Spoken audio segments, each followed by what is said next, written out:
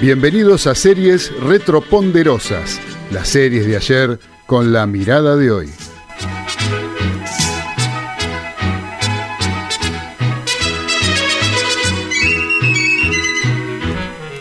Un programa que propone una recorrida por la historia de los Estados Unidos a través de sus series de TV.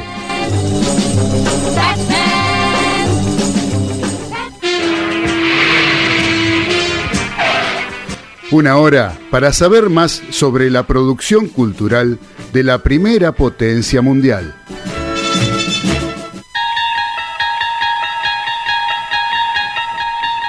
En la conducción, Claudio Fernández.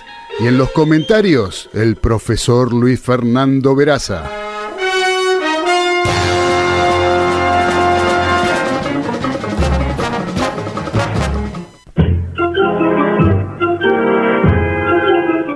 Y todos juntos, desde la ciudad de Buenos Aires, donde amamos nuestro suelo, en esta histórica radio llamada Radio del Pueblo.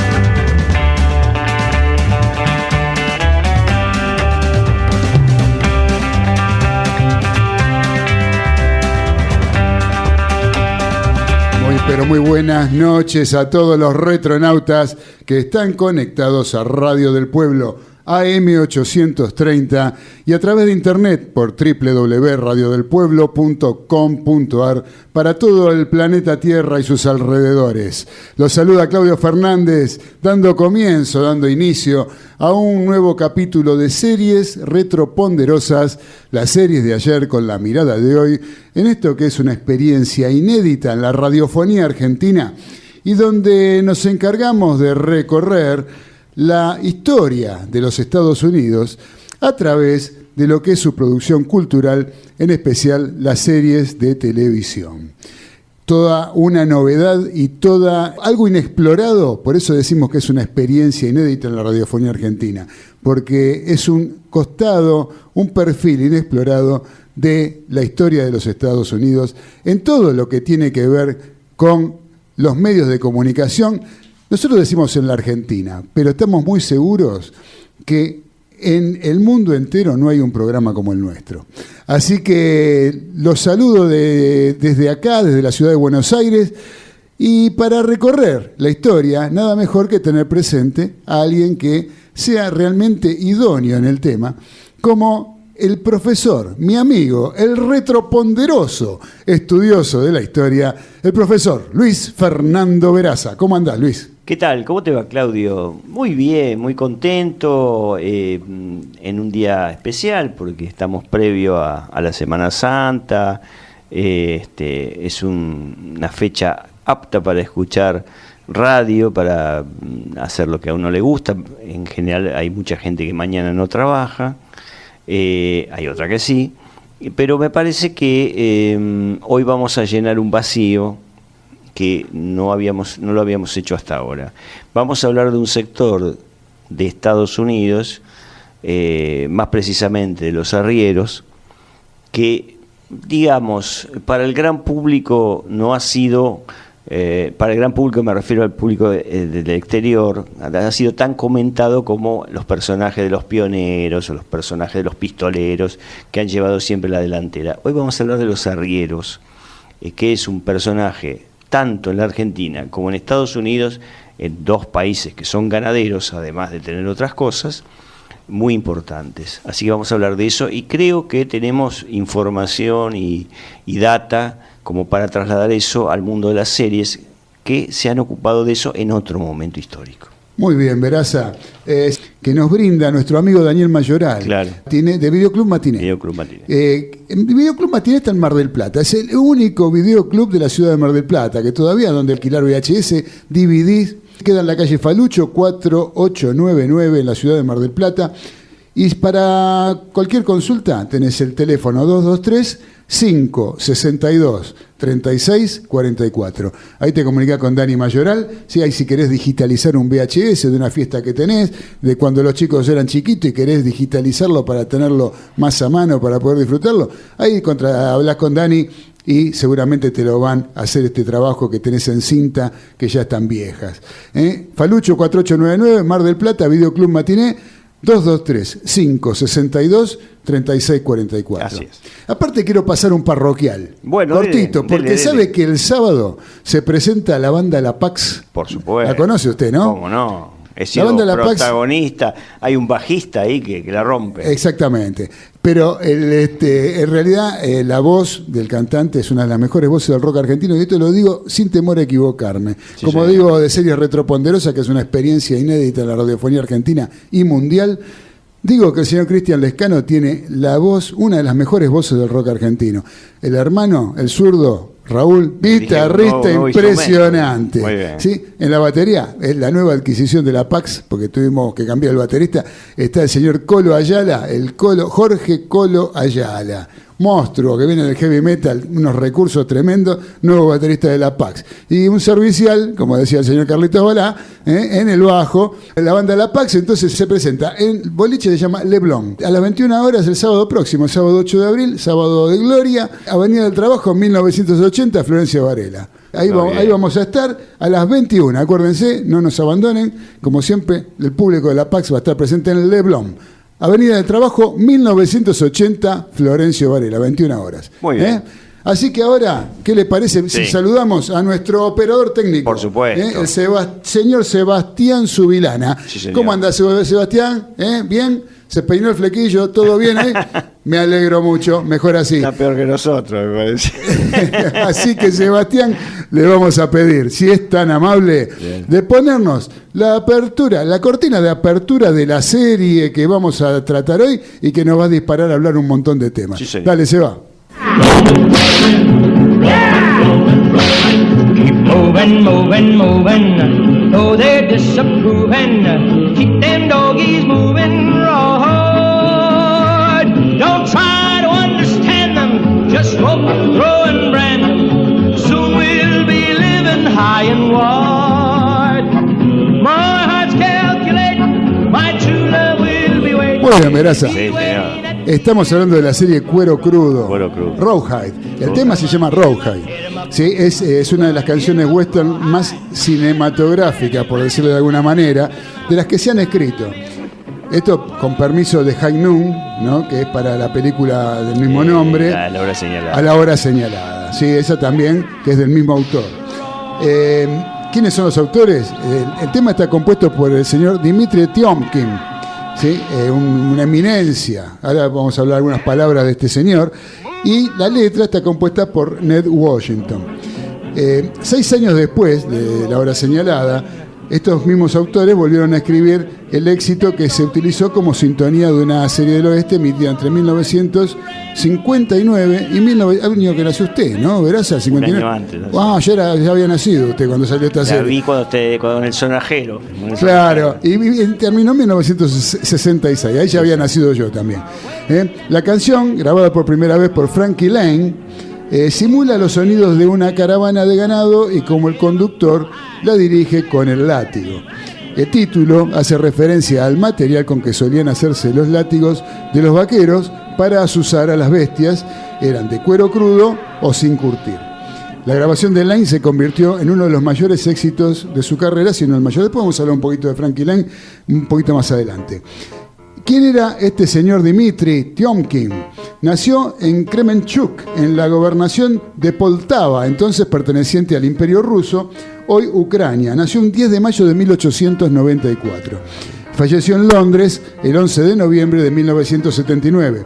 Sus canciones más conocidas son High Noon, que lo nombramos antes, de la hora señalada. Espectacular, una canción. Claro, se dedicó mucho al western. Yo diría, creo que todos los retronautas vieron a la hora señalada. Empieza con la música de este señor. Correcto. Y crea un clima ya realmente de sospecha de lo que va a pasar y nos da adelantos exclusivos de una película que es un peliculón. Seguro.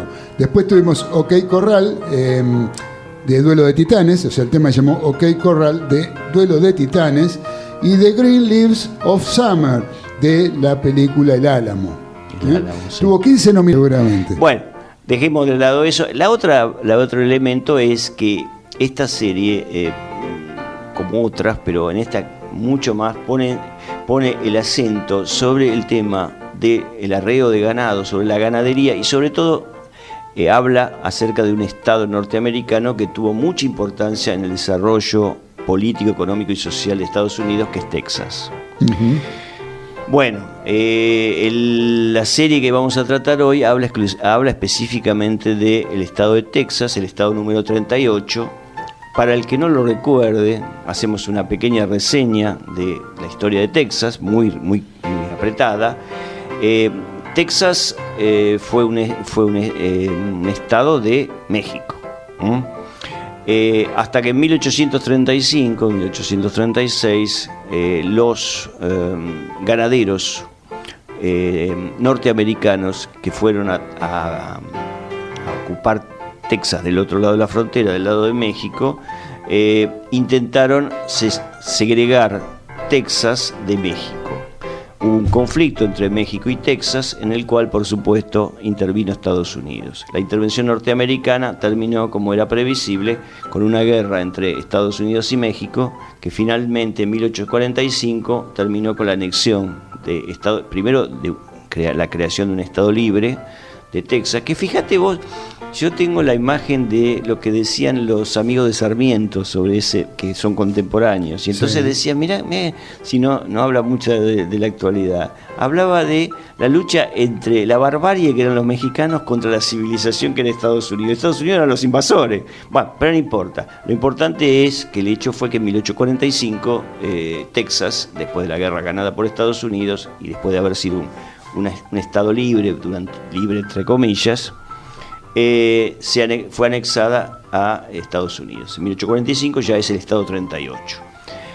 En 1861 se produce la Guerra Civil, que ya hemos hablado bastante de ella, así que no vamos a repetir, que dura hasta el año 1865. Y a partir del final de la Guerra Civil comienza el proceso, digamos, de crecimiento de Texas por el fenómeno ganadero. Uh-huh. Entonces, esta serie que vamos a tratar hoy trata justamente del fenómeno ganadero en Texas y su influencia en el norte de Estados Unidos, en el desarrollo económico de luego la industria frigorífica y sobre todo del arreo de las reses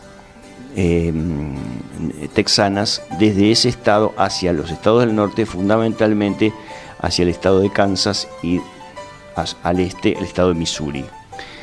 Bueno, digamos lo siguiente. El tema era llegar al ferrocarril.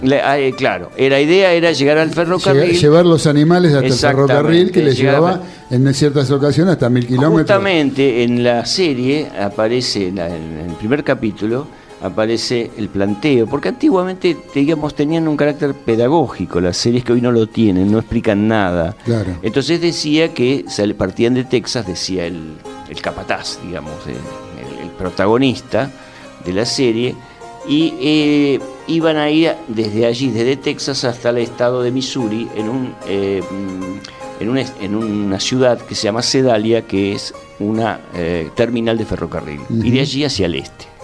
Y también hay una parte también que preguntan, él dice, estamos llevando 3.000 cabezas. Sí. Y le dice, ¿de quién son las 3.000 cabezas? Le preguntan al arriero. Y dice, no es de ninguna empresa, son varios propietarios que nosotros nos encargamos de llevarle todos los animales. Hay que aclarar, si me parece a mí que es pertinente, que los ganaderos de Texas le encargaban a los arrieros el llevar las vacas hacia el norte, por la sencilla razón de que no existía el alambrado en ese momento. Eso, exactamente. Es decir, al no existir el alambrado, acá tampoco, estas estancias estaban como obligadas a criar las vacas y rápidamente hacerlas caminar muchos kilómetros, sí. Más de, yo creo que... 1000 kilómetros. 1000 kilómetros, y tardaban 3 meses para llegar a Kansas o para llegar a Missouri. Sí, claro. caminando las vacas. Ahora, lo que hablábamos hace un rato, Sí. la calidad de la carne, era digamos, muy mala. Sí. era muy mala. Era muy un mala animal porque- que caminó 1000 kilómetros Sí. es un garrote el músculo. Después. Llegaba flaquito. Después, claro, para comerlo tenés que parece que está Además, masticando un chicle. los arrieros se tenían que ocupar de que conseguir buenos pastos, aguadas para Claro. en el camino, porque son 1000 Alimentarlos, kilómetros, 3 meses. alimentarlos, es todo un tema. Seguro. Después de la posguerra civil, en la posguerra civil, estamos hablando de 1865 en adelante, no hay cifras realmente cercanas, pero dicen que como quedaron después de la guerra entre Texas, México y Estados Unidos, quedaron ahí vagando un montón de ganado. El ganado, como pasó acá en Argentina, en el Río de la Plata, se transformó, se reprodujo abundantemente. O sea, había más vaca que gente, esa es la realidad. Se calcula que aproximadamente en 1870 había normalmente 6 millones de cabezas de ganado en Texas. Incluso algunos hablan, por ahí exageran un poco, de 10 millones de cabezas, que eran trasladadas desde Texas hacia el norte. Estas migraciones sentaron las bases de la industria ganadera norteamericana. Esa es la materia prima de esto. En 1871 se habla de que 700.000 cabezas de ganado llegaban al puerto donde terminaba el ferrocarril en Kansas, que es otra ciudad que se llama Abilene, que está en Kansas. O sea, Sedalia y Abilene eran ciudades donde estaba el ferrocarril, donde llegaban las vacas desde Texas, recorriendo aproximadamente 1100 kilómetros desde su origen hasta su llegada. Bien, el ganado entonces texano, hay una cosa que hay que decirle: el ganado desciende del ganado español que trajeron los españoles, el ganado andaluz, lo mismo que acá, la que trajo Pedro de Mendoza, ¿no es cierto? Y era antes de que aparecieran los ganaderos tejanos yanquis, los que criaban este ganado eran los misioneros franciscanos. Yo no sé si ustedes vieron el zorro, pero en el zorro, en California, pasaba lo mismo. Claro. Había grandes rebaños domesticados, criados en cautiverio por los curas, y de esas misiones después surgió el ganado, llamémosle cimarrón, que finalmente fueron los grandes planteles que luego se migraban desde Texas hacia Kansas y hacia Missouri. Creo que más o menos esa es la línea. Bueno, ya lo dije, vagaban libremente estos animales hasta 1900. ¿Por qué en 1900 esto se detuvo? Por dos motivos. El primero lo dije ya, que es el alambre de púas. Ya el ganado se contenía en determinado, y porque el avance del ferrocarril hizo que avanzara hacia el sur, y obviamente la prolongación de las líneas férreas hizo que no hiciera falta llevarlos, y además el precio de las vacas aumentó porque era carne mejor. Claro. En tercer lugar, que también me parece que esto pasó también acá, que potenció la explotación nuestra de la ganadería, y que las ovejas se fueran más hacia el sur, hacia la Patagonia, migraron hacia la Patagonia porque fue gran negocio la carne vacuna, apareció el enfriamiento de las carnes. Eso te quería... Entonces, entre decir. el alambrado y el Bueno, enfriamiento de entonces carnes... se salaba, eran saladeros. Claro, eran saladeros. Como había acá en el Río de Rosas. Claro. Hay una localidad que está el muelle... que se llama Atalaya, sobre el Río de la Plata, que está el viejo muelle donde embarcaban para la salida de los saladeros, la carne de los saladeros se embarcaba ahí, en ese muelle, que eran los saladeros que pertenecían a Rosas, ¿no? Claro, el que tenía el mayor plantel y el que producía para la exportación, sobre todo a Brasil, era la Sociedad Rosas Terrero Anchorena. Exactamente. Esa era la sociedad del ganadero en esa época, de los ganaderos más ricos de la provincia de Buenos Aires, que obviamente son famosos por otros motivos, por motivos políticos. Correcto. Algo más que hay que decir, bueno, el origen fueron las misiones jesuíticas, misiones franciscanas. En 1867, un señor que se llamaba, acá no lo conoce nadie, que se llamaba Joseph McCoy, estableció una terminal de transporte de ganado en la zona de Abilene, en Kansas. O sea, un ferrocarril exclusivo para las reses. Y las reses desde allí se transportaban, era un ferrocarril para las reses. Eso potenció muchísimo más el negocio y, como dije, el enfriamiento de las carnes acabó con el arreo, acabó con la carne dura y potenció una industria que empezó a crecer en Estados Unidos, especialmente en el estado de Illinois, en Chicago, que es la industria frigorífica, que bueno, nace a partir de 1900 con toda fuerza y fue, por algo se llama, Matadero se llama Nueva Chicago. Se llama, claro, porque se hizo Mataderos tomando el modelo norteamericano. ¿Sabía eso usted, Sebastián? De su barrio. Es hincha de Chicago. No es hincha de Chicago, pero es el barrio de él. Es el barrio de Matadero. Nueva Chicago. Sí, la Nueva Chicago. Y el de nuestra amiga Adriana Vegesi. Adriana Vegesi, por supuesto. Y del gran y benemérito Santiago Vegesi. ¿Qué te parece? Persona de la amistad. Seguramente. Y la familia Planes. La familia Planes. La familia Planes. Que eran matarifes de esa zona. Y nuestro querido amigo el Tano Candiotto. Y el Tano Candiotto, gran valor. Candiotto, directivo, ¿no? A Chicago. Y su señora esposa Iris Planes. Estamos mencionando toda la parentela. Bueno, claro. Nosotros somos hinchas, medio hincha acá con el compañero Claudio de Nueva Chicago por esa gente. Esa gentuza. Sí, porque queremos mucho el de Matadero, la verdad. Ya lo creo. A pesar del operador. A pesar del operador, veremos nuestro corazoncito en la zona oeste. Del Torito. El Torito. Bueno, más allá de eso, creo que lo dijimos hace un rato, eran 1100 kilómetros más o menos los que recorrían las reses y tardaban una bocha, entre 3 y 4 meses para llegar. La verdad que uno cuando llegaba... Aparte la cantidad de animales que se perderían en el camino, se morían. Sí, o las estampidas. Vos fijate que, claro, un tipo estornudaba fuerte y se asustaban la vaca y chau. No creo que sea estornudando fuerte, pero... Mirá que tormentas. La gente de Matadero estornuda fuerte. La pucha, ahí todo es fuerte. Bueno, dice que más o menos, esto es un cálculo nada más estimado, que acompañaban a las reses aproximadamente 12 personas, de las cuales una era el encargado y otro era el gerente, que llevaba eso. En la serie justamente aparece el caso de el jefe, que es Eric Fleming, y Clint Eastwood, que es un poco el empleado jerarquizado. Hill Favor y Rodney Yates. Así es.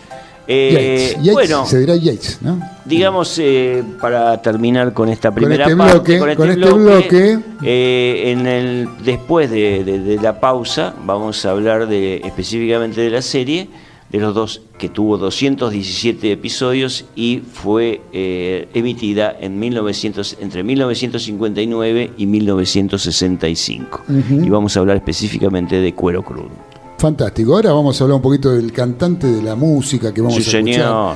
Nos estamos refiriendo a un señor que se llama, su nombre original es Francesco Paolo Lovecchio. No sabía. Sí, creo, no sé si tiene algo que ver con una tal Patricia Maglito. O algo ¿sí? Sí, creo que debe tener un parentesco. Sí, me parece que Francesco Paolo Lovecchio, que nació en Chicago el 30 de marzo de 1913 y falleció en San Diego el 6 de febrero de 2007. ¿Cómo se lo conoció este señor? Se lo conoció como Frankie Laine. El nombre artístico fue Frankie Laine, un cantante, compositor y actor estadounidense con voz de barítono. Le pusieron de apodo el señor Ritmo. Tuvo un gran éxito en los años 40 y 50. Entró en el mundo del espectáculo participando de los maratones de baile que en su país se popularizaron durante la Gran Depresión. Más tarde, en 1937, fue contratado como vocalista de la orquesta de Freddy Cardone, sustituyendo, ¿sabe a quién? Uno que nombramos en alguna otra serie, en algún disco que tenía un chico, al señor Perry Como. Perry Como. Hace mucho que no lo pasamos, ahí no le pasamos una cinta amarilla viejo roble a Beba de Flores. Le mandamos un beso a Beba. Sustituyendo a Perry Como en un momento en que se cantaba sin amplificación y se debía hacer escuchar por encima de la orquesta. Exactamente. Durante la Segunda Guerra Mundial trabajó para la industria militar, al tiempo que seguía actuando en clubes modestos. En 1945 grabó con el sello Exclusive, lo que valió para fichar con Mercury y luego con Columbia Records. Su primer gran éxito fue en 1947, That's My Desire, al que siguieron otros como That Lucky Old Champ, Old Sang, Swamp Girl, Cry of the Wild Ghost, bueno, y otras más, ¿no? Colocó más de 60 canciones en la lista de éxitos, bien en solitario, colaborando con otros artistas como Doris Day, Four Lads, Easy Riders o Joe Stafford. En 1964 participó en el Festival de San Remo, formando sendos duetos con Domenico Modugno y con Bobby Solo. Mirá. Qué ironía de la vida, ¿no? Que Bobby Solo haga un dueto, ¿no? Muy bien. Se me ocurre. Sí, chiste, Estoy con toda la chispa, me voy a prender fuego. Estás con Tutti. El filón lo encontró usando su voz viril para canciones de películas del oeste. Entre sus grandes éxitos está, como dijimos antes, High Noon, de la banda sonora de la película homónima. Exacto. Bueno, ya dijimos el nombre en castellano, ¿cuál es? En la película le interpreta el cantante y actor Tex Ritter, una figura de western clase B. Tionkin, que era el autor, pretendía tener la canción grabada y distribuida antes del estreno de la película, pero la discográfica que tenía bajo contrato a Ritter no le interesó. La versión del EP entonces la grabó Frankie Lane, pero la película se utilizó la versión de Ritter. Bueno, es una anécdota. Su voz era tan popular que Mel Brooks le pidió en 1974 que cantara en su famosa parodia del género Sillas de Montar Calientes. El 6 de febrero del 2007 falleció en San Diego, California, producto de una influencia cardíaca. Ahora, lo que vamos a escuchar es un tema que se llama I Believe. I Believe es un tema que estuvo 4 meses entre los número 1 en el Reino Unido. Y por eso lo trajimos, porque empieza tranquilo y después empieza a tomar calor el tema y se escucha la voz del señor Frankie Lane en todo su potencial. Sí, señor. Se va. Vamos con I Believe de Frankie Lane. Vamos.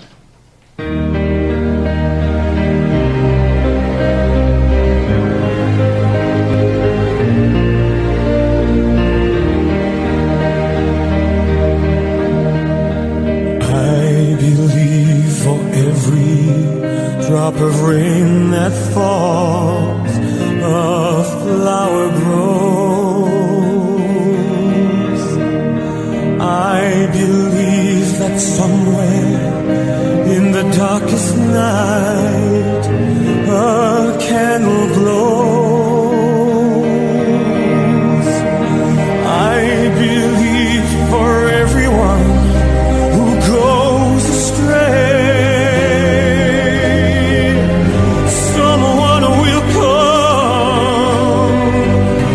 show the way. I believe, yes, I believe. I believe above the storm, the smallest prayer will still be heard. I believe that someone in the great somewhere hears every word. Every time I hear a newborn baby cry or touch a leaf or see the sky, then I know I believe.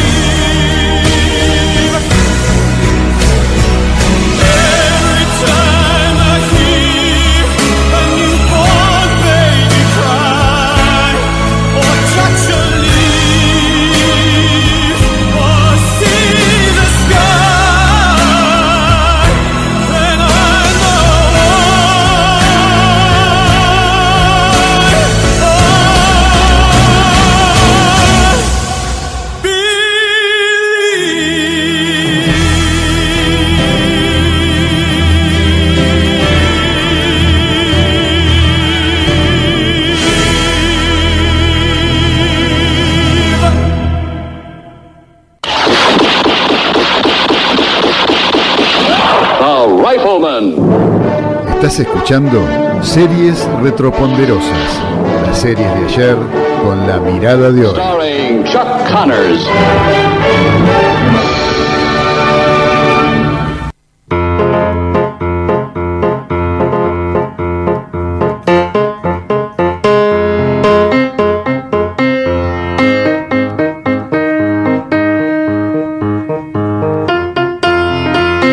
Continuamos en Series Retroponderosas, las series de ayer con la mirada de Me hoy. gustó ese piano, ¿eh? ¿Le gustó el pianito? Sí.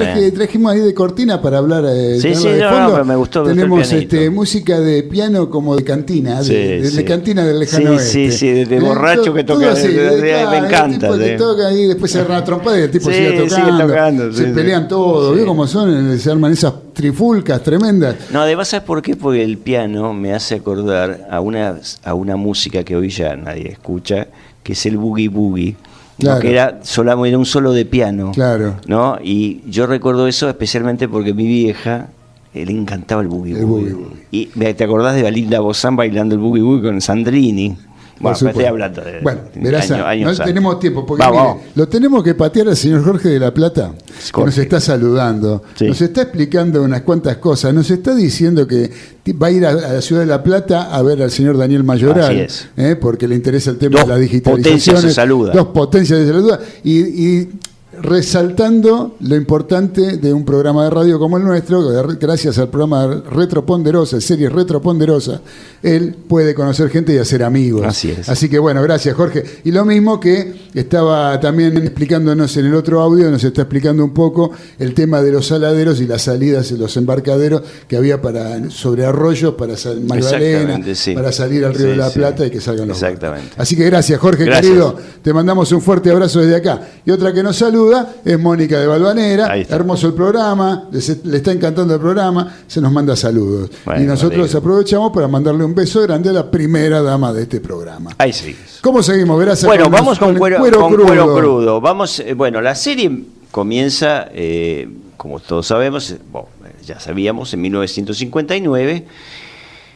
Una época, digamos, donde existe el estado de bienestar en Estados Unidos.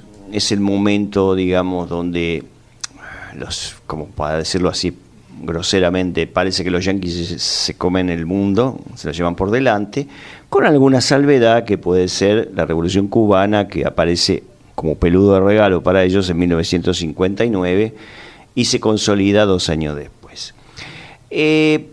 La serie obviamente es una legitimación, como todas las series de cowboy, no solo del género western, sino también es una legitimación del orgullo norteamericano. Es decir, la idea es legitimar a los arrieros que hicieron Estados Unidos, es decir, ponerlos ahí arriba. En el primer episodio se presenta el capo de los arrieros, que es un señor que su nombre es Gil Favor. Es Gil Favor. Porque el Favor es el personaje. Es el personaje y Eric Fleming es el nombre real de este actor que vivió nada más que 41 años. Murió trágicamente. Murió filmando una película en Perú. Sí. Haciendo la filmación de una película en Perú, estaban en una escena en un río con una canoa y la canoa se dio vuelta. Y él con otro actor más, el otro actor salió nadando, pero él lo arrastró a la corriente y se ahogó. Sí, sí. Y estaba esperando terminar la película para casarse. Y no pudo lograr, llegó. no llegó, se murió No antes. llegó. Así que esa es la trágica vida de Eric Fleming. Bueno, nacido un 4 de julio. Perdón, disculpa. Nacido un 4 de julio, fíjese qué fecha, ¿no? Mirá. Canceriano el hombre. Canceriano. Así que imagínese los Además, problemas. el día de la independencia. El día de la además. independencia de Estados Unidos. Así es. Pero bueno, la racha de los cancerianos es así. Bueno, Gil Favor o Eric Fleming aparece en el primer capítulo aparece su imagen, aparece todo el ganado, o sea que si ustedes miran la hermosa música de Frankie Lane y ven el comienzo, ya se dan cuenta de qué se trata, porque aparecen vacas que caminan, y como las llaman los texanos, vacas de cuerno largo, que Claro. son las vacas menos apetitosas, digamos así. Acá vinieron las Shorton. Claro. Las Shorton cuerno son corto. las de cuero duro, digamos, De de cuero- cuernos largos. Claro. Bueno, aparece la voz en off de él y en esa voz en off da los datos básicos de la serie que me parece que son recontra útiles para entender. Dice su nombre, obviamente su nombre Gil Favor, capataz de arrieros, se presenta de esa manera, es el capo de los arrieros, que van de Texas hacia el norte, y menciona que la ciudad que la mencionamos antes, de Sedalia, o sea, nos habla de un larguísimo viaje de las reses desde Texas hacia el estado de Missouri. Y nos dice, bueno, el trabajo es ese, y cuenta. En segundo lugar aparece, porque en ese momento no era el gran Clint Eastwood, era un hombre más... Fue el primer papel el primer importante, papel, digamos, exactamente. pero que no dejaba de ser un papel secundario en la serie. Era el segundo, digamos, del capataz. Sí, En este caso, el personaje se llamaba Robbie Yates. Sí. Bueno, ¿cuál es la personalidad, digamos, de estos señores? Me parece que es interesante comentarla. Bueno, Eric Fleming, o Gil Favor, es el estratega, es el que de alguna manera determina y toma las decisiones finales de todos los temas. Y en este caso Clint Eastwood es un poco el que las pone en ejecución, es el que maneja a los muchachos, el que de alguna manera conduce, trata de salvar los problemas operativos sobre todo, y es un poco el que de alguna manera articula el movimiento de las reses hacia el norte. El personaje de Clint Eastwood había estado peleando en la guerra civil. En la guerra civil, sí. Sí, se ve también, esto lo hemos dicho para otras series, esto en eso es igual en la serie, que hay un movimiento en general en Estados Unidos, es que terminada la guerra civil se acabó la historia, todos juntos, y empieza a predominar tanto en la historiografía como en el arte, como en el séptimo arte o como en las series, la idea integracionista. Somos todos norteamericanos, todos luchamos por lo que creíamos y de alguna manera vamos todos juntos. O sea que acá sur y norte se parecen. Una cosa que también hay que agregar, que la historia, que me parece que en la serie no está tan reflejado. Sí está reflejado la figura de los mexicanos que integran la tropa de aproximadamente entre 10 y 12 hombres que conducen a las reses. La verdad, hay que decir que los mexicanos están representados con la historia vieja de que son los bárbaros. Están integrados ahí algunos. Vagos y mal entretenidos. Vagos y mal entretenidos. Hay un capítulo que lo hemos comentado, incluso si ustedes quieren, es muy interesante, lo pueden ver por YouTube. Un capítulo donde participa, yo no me acuerdo el nombre del actor, pero creo que el actor se llamaba Rick Jason, no me acuerdo el personaje en la serie, en Cuero Crudo, se llama Rivera. En ese mismo momento Rick Jason estaba haciendo del teniente de combate. De combate, claro. Bueno, ahí hace de un mexicano que es un traidor, o sea que está dentro de los arrieros, pero fíjate vos qué perverso, importante. Agarra lo que se llaman las hierbas de coyote, que es una hierba que crece en México, que se utiliza para el dolor de estómago, pero él lo utiliza para metérselo en la comida a sus compañeros para que les duele el estómago, y entonces tal Sánchez... El exceso te produce problemas. Lo de un tal Sánchez, que es el capo mexicano, es un gordo, siempre son todos flacos menos el gordo que maneja todo, sí. Ataque a la tropa de Clint Eastwood y su amigo. Sí, siempre está que le quieren robar el ganado. Le quieren robar el ganado. Hay uno de los capítulos donde aparecen los comancheros. Así es. Aparecen los comancheros que también le mandan un infiltrado presionado por la muerte, o sea, amenazado de que le iban a matar el hijo, todo el tipo entra para llevarlos y también producir ese tipo de efecto para que puedan atacarlo y quedarse con el ganado. Sí, porque el ganado, digamos, el cuatrerismo, el abigeato, claro, como se llama, claro, es uno de los delitos más importantes de esa época.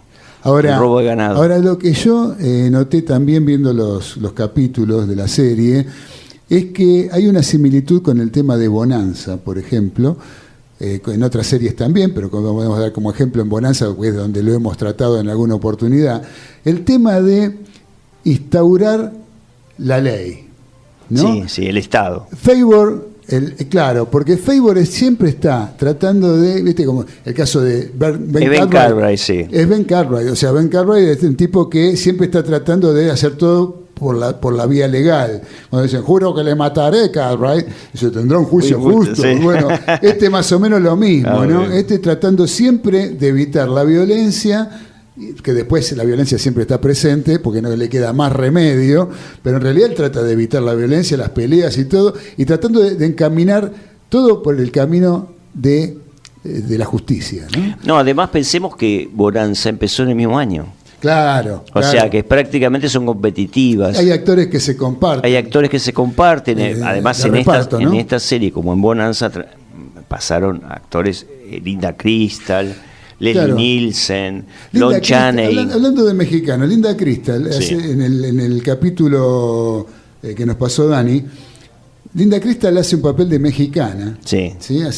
Pero menciona a la nobleza mexicana, que ella Sí. era parte de la nobleza mexicana. En realidad la tenían cautiva Sí. en el capítulo, pero ella habla con Clint Eastwood, medio que se enamoran, terminan besándose. Después no sé qué pasa, porque no sigue Bueno. Linda Crystal. Le No, dio no, el beso y ahí quedó. y ahí quedó. Después terminó ahí el capítulo. Es como Pero yo les Blancanieves. dije el final, ¿no? Bueno. El spoilear, yo no sé dónde está el límite, ¿no? De spoilear, ¿cuál es el límite? No existe el límite. No. Pero bueno, el tema que Linda Crystal menciona cuando lo conoce a Clint Eastwood, Sí. que Clint Eastwood le va a llevar comida porque tienen hambre, qué sé yo, y le dice que ella es de la nobleza mexicana. ¿Qué es eso, la nobleza mexicana? Bueno, Teresa? los franceses, como buenos imperialistas que fueron siempre, y chauvinistas que fueron siempre, tenían un presidente, un emperador, ni siquiera era un presidente, que se llamaba Napoleón III, que en un momento determinado apareció en México e invadió y tomó el poder. Se declaró emperador con el nombre de Maximiliano I. Ajá. Es paralelo más o menos a la serie que estamos hablando. Entonces, la aristocracia mexicana, o sea, la oligarquía mexicana tuvo que jurar fidelidad, y todos juraron fidelidad, por supuesto. No eran muy reacios a eso. Bueno, como papá Estados Unidos está muy cerca y no admite que haya un país europeo, por eso la doctrina Monroe, América es para los norteamericanos, entonces aparecieron los yanquis apoyando a Benito Juárez, y Benito Juárez venció a los franceses y a Maximiliano lo mataron, lo fusilaron.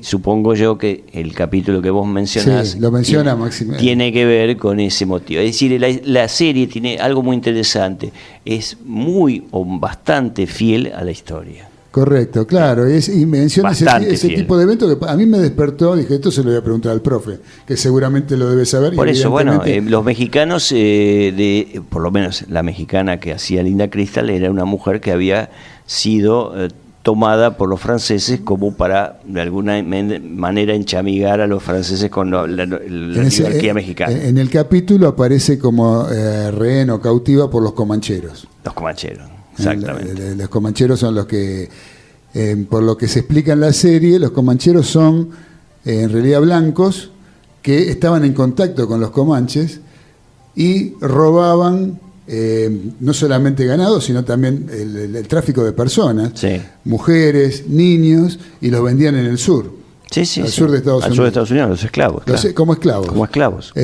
Así que, bueno, eso eran un poco los comancheros Sí. que eran odiados, o sea, eran personas detestables, Sí. según se mencionan en la serie.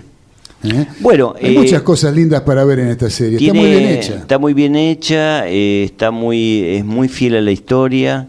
Al que le guste la historia va a entender muchos procesos que probablemente en los libros están un poco medio, es decir, no llegan mucho acá, pero ahora con internet y con la posibilidad de ver las series de vuelta y verlas con otros ojos nos permiten profundizar mucho más. Sí, por supuesto. ¿Sabe que hay un mensaje que nos está escribiendo Jorge de La Plata, mire. nuestro querido amigo Jorge, Sí. ahí entre Malbec y Malbec? Sí. Dice, en nuestros pagos, el trabajo de los arrieros fue inmortalizado por el gran Atahualpa con Sí. el tema del arriero va, reivindicado por el grupo Divididos en tiempo de rock. Vos sabés que, Jorge, que estuvimos en duda de traerlo, pero dijimos, bueno, vamos a dedicarnos a Estados Unidos. Estamos en Estados Unidos. Entonces, claro. pero sí, El Arriero es una obra maestra de Atahualpa, Sí. y la versión de Divididos es una maravilla, Sí, a mí me sí, encanta. sí, sí. Y el otro que nos saluda es Daniel, que nos está escuchando, Daniel Mayoral, de Mar del Abrazo, Plata, Daniel. que se va a recibir la visita de nuestro amigo Jorge de la Plata en su Jorge videoclub. Albarracín. Nuestro querido Jorge Albarracín. Dice, espero que les haya gustado y viste los episodios que les envié. Sí, gracias. A los dos. Dice, ¿querés que te suba más de fama? No, y ya está, fama ya pasó, Dani. No, ya pasó. esperá. Así que bueno, querido Dani, gracias por todas las cosas que nos mandás. Te mandamos un fuerte abrazo a vos, a Jorge, a Mónica, a todos los que están escuchando. Sí, y nos quedan unos minutos para comentar algunas cosas más. Algunas Gracias. cosas más. Vamos a decir brevemente algunos temas que aparecen en la serie. Bueno, dijimos que aparecen los mexicanos como bárbaros. Bárbaros. Aparecen los aborígenes, los indígenas, Sí. como también bárbaros. Aunque los que son amigos, bueno, menos bárbaros. ¿Sí? Siempre esa es la línea. También, y en el primer capítulo esto se ve, está el tema de el tránsito por el estado de Texas de los delincuentes. Entonces aparece una mujer y un grupo de fascinerosos que tratan de atravesar el estado de Texas y tratan de escapar. Entonces, por supuesto, nuestros arrieros que están del lado de la ley y del orden intentan tomarlos de vuelta. Hay una serie de altercados. No vamos a contar el final, pero ese es otro tema que aparece habitualmente. Después hay algo que en realidad es cierto por lo que explicaste al principio en el primer bloque. Yo noté una cosa, ¿no? A ver. Viendo los capítulos, Sí. que dicen ¿hacia dónde se dirigen? Le dice alguien con algún interlocutor que tienen durante el transcurso del capítulo. ¿Hacia dónde se dirigen? Hacia el norte. Siempre van hacia el norte. Y claro. Pero es la posta, van Claro. hacia el norte por lo Van que hacia vos el norte, contaste, que claro. iban buscando la terminal del ferrocarril Exactamente. para subir los animales y mandarlos al este. Exactamente. ¿No? Eso, Así que, esa es la idea. por eso digo que la serie está bien hecha y respeta mucho el tema histórico. Es verdad. Y los datos que son realmente y importantes. además me parece que la serie es muy pedagógica. Yo creo que muchos norteamericanos y no norteamericanos, pero sobre todo los norteamericanos, entendieron un poco el pasado gracias a esta serie. Claro. No pasa con todas las series. No, por supuesto. Respeta la historia totalmente. Pero bueno, otros temas que aparecen. Hay conflictos sociales que aparecen en la serie, ¿no? Conflictos, yo diría, raciales también, porque gran parte de la tropa de arrieros también eran negros. Eso no aparece en la serie. No, eso no. Pensá que es curioso porque es la época donde se trata el tema de los derechos civiles. Eso no aparece en la historia. Claro. Y lamentablemente no aparece porque los negros también eran arrieros. Sobre todo cuando estábamos hablando de los estados más cercanos a la costa del Golfo de México, Mississippi, el sur de Estados Unidos. También se habla mucho del tema de la delincuencia. Ese es un tema recurrente porque en el camino, en el larguísimo camino, pasa de todo y están los que le quieren robar el ganado, los que le quieren robar el dinero que puedan o no puedan llevar, y también aquellos que aprovechan eso para saquear en lo posible la carga que están llevando. Sí, y hay ciertos preceptos, ¿no? que va enviando como mensaje el señor Favor, que es cuando le piden alguna cosa que está fuera de lo que es el arreo de los animales, dice, no, yo soy arriero. O sea, yo tengo que cumplir con mi trabajo de arriero y tengo que estar con los animales. No puedo desviarme de esto. Claro, cada ¿no? tanto... O sea, va mandando esos mensajes, ¿no? Cada tanto se desvía porque, bueno, la historia se empieza a ramificar por otro lado, pero siempre dice, estamos perdiendo mucho tiempo. Claro. Es decir, es muy fiel a un arriero real, Y a porque la función que él la tiene, función ¿no? de él es llevarlas Y su hacia el obligación. norte, llevar las Y su reses. cumplir, tener ¿No que es cierto? cumplir con su cometido. De cuernos largos. De cuernos largos. Veraza, Sí, ¿algo más? ¿Una conclusión? hacemos una conclusión. si quiere. Dele con la conclusión, que usted Bueno. es un fenómeno para No, eso. no, Sí, bueno. usted de los grandes. Bueno, gracias. Gracias, pueblo. No, básicamente es una serie que de alguna manera nos retrotrae a la historia del siglo XIX, nos enseña cómo fue la vida dura de este tipo de gente, de una extracción popular en general, y nos ve, ahí sí podemos decir que la historia la hicieron los pueblos. Ujú. Es decir, porque en este caso los arrieros, con sus más y sus menos, han sido el sector popular que de alguna manera proveyó el desarrollo de Texas y el desarrollo de la economía norteamericana, fundamentalmente entre 1870 y 1900. Así que lo vemos muy bien. A mí me gustó mucho. Yo en su momento no la había visto, obviamente. Es lógico. Es una cuestión etaria. Exactamente. Pero en realidad, viéndolos ahora, la verdad que la serie me gustó y mucho. Sí, es para Y volverla mucho. a ver, y yo le diría a todos los retronautas que escuchan este programa porque les interesan, es una serie muy interesante y para volver a ver.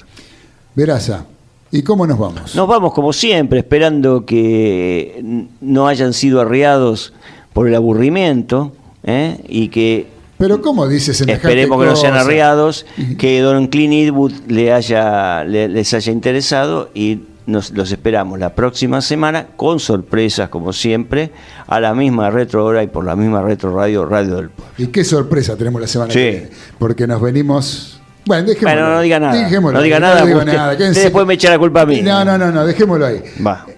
A mí no me queda nada más que agradecer a todos los retronautas que estuvieron conectados a Radio del Pueblo AM830, agradecer al señor Sebastián Subilana por la operación técnica y también decirles que no se vayan de Radio del Pueblo AM830 y www.radiodelpueblo.com.ar, porque ya viene Roberto y Alejandro que andan por ahí dando vuelta en su programa Desde el Aljibe. No se lo pierdan, quédense porque se viene un programón. Así Les es. mando un fuerte abrazo, les decimos que los queremos mucho y que nos encontramos el próximo miércoles a las 21 horas por Radio del Pueblo AM830 y un nuevo capítulo de series retroponderosas, las series de ayer con la mirada de hoy. Chau. Chau.